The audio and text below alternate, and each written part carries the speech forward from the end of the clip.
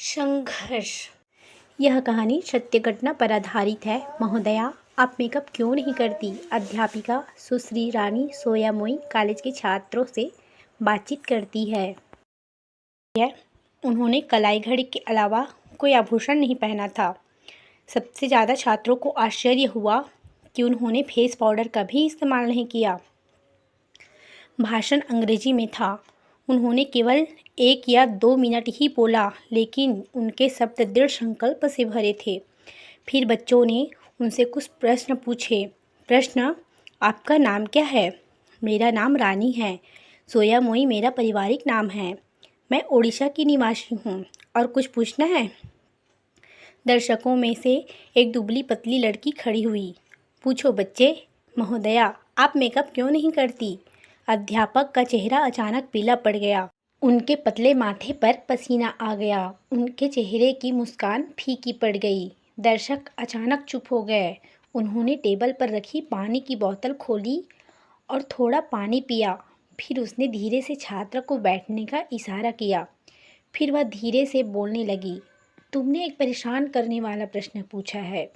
यह ऐसा प्रश्न है जिसका उत्तर एक शब्द में नहीं दिया जा सकता। मुझे उत्तर में तुम्हें अपनी जीवन कहानी सुनानी है। मुझे बताओ कि क्या तुम मेरी कहानी के लिए अपने कीमती 10 मिनट निकालने को तैयार हो? तैयार। मेरा जन्म ओडिशा के एक आदिवासी इलाके में हुआ था। कलेक्टर ने रुककर दर्शकों की ओर देखा। मेरा जन्म कोडरमा जिले के आदिवासी इलाके में एक छोटी सी झोपड़ी में हुआ था, जो मीका खदानों से भरा हुआ था। मेरे पिता और माता खनिक थे। मेरे 2 भाई और एक छोटी बहन थी। हम एक छोटी सी झोपड़ी में रहते थे, जिसमें बारिश होने पर पानी टपकता था। मेरे माता पिता कम वेतन पर खदानों में काम करते थे, क्योंकि उन्हें कोई और काम नहीं मिल पाया था। यह बहुत गंदा काम था।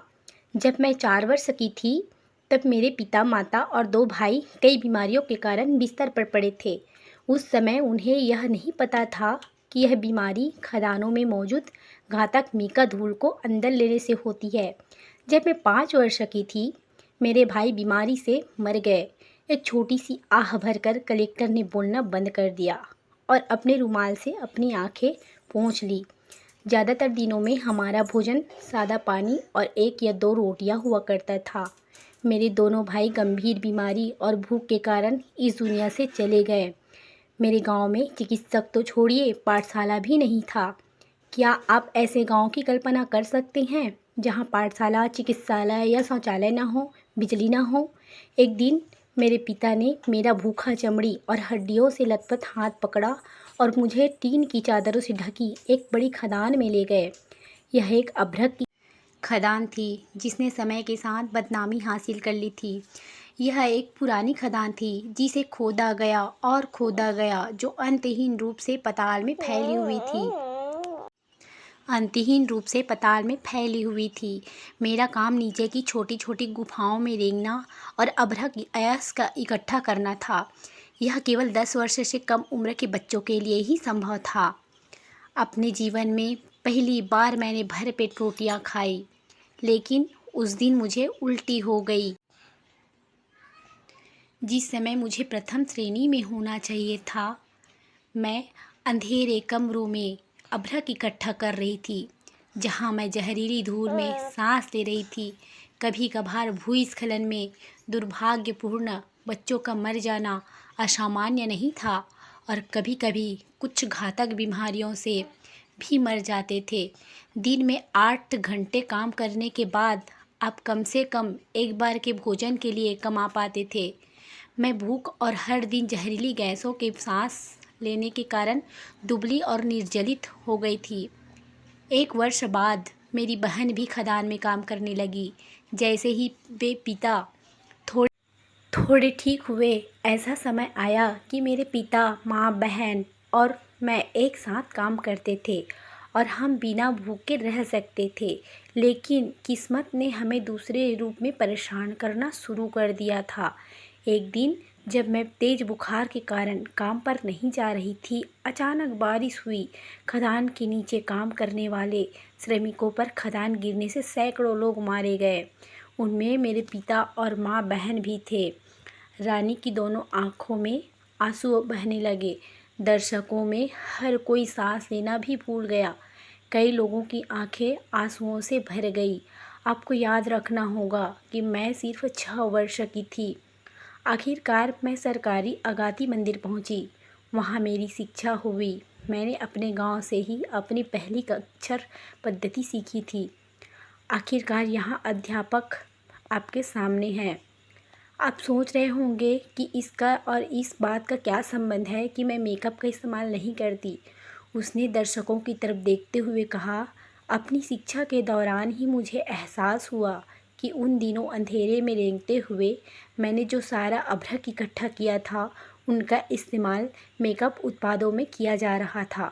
अभ्रक पहला प्रकार का मोती जैसा सिलिकेट खनिज है।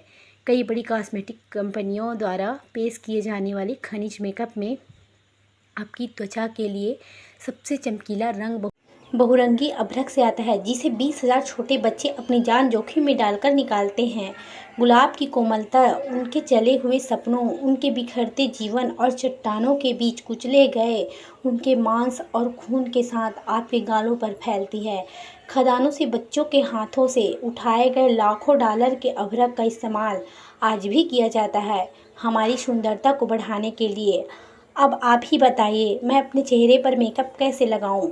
मैं अपने भाइयों की याद में पेट भर कर कैसे खाऊं जो भूख से मर गए? मैं अपनी माँ की याद में महंगे रेशमी कपड़े कैसे पहनूं जिन्होंने कभी फटे कपड़ों के बारे में सपने में भी नहीं सोचा था? जब रानी चली गई तो पूरा दर्शक अनजाने में ही खड़ा हो गया। उनके होठों पर हल्की मुस्कान थी, आंखों में आंसू पोंछे बिना उनका सिर ऊंचा था। ओडिशा में आज भी उच्चतम गुणवत्ता वाला अभ्रक खनन किया जाता है। 20,000 से अधिक छोटे बच्चे स्कूल जाने के बिना काम करते हैं, वे मर जाते हैं, कुछ भूस्खलन में और कुछ बीमारी से। कई वर्ष बाद वह महिला भारत गणराज्य की पहली नागरिक बनी। महामहिम द्रौपदी मुर्मू भारत गणराज्य की राष्ट्रपति। धन्यवाद दोस्तों।